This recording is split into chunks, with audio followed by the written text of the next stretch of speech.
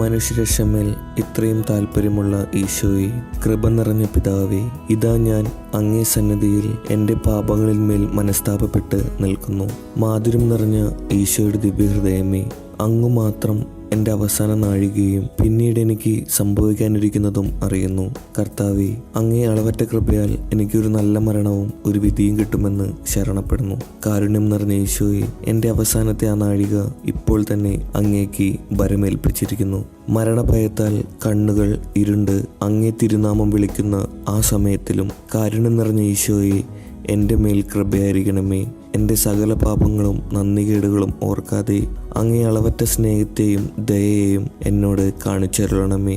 എൻ്റെ പാപം നിറഞ്ഞ ആത്മാവ് ശരീരത്തിൽ നിന്നും വേർപിരിയുമ്പോൾ അങ്ങേ തിരുരക്തത്താൽ അതിനെ കഴുകി ശുദ്ധീകരിച്ച് അങ്ങേ പരിശുദ്ധ ഹൃദയത്തിൽ കൈക്കൊള്ളണമെന്ന് സാഷ്ടാംഗം വീണ് ഞാൻ പ്രാർത്ഥിക്കുന്നു.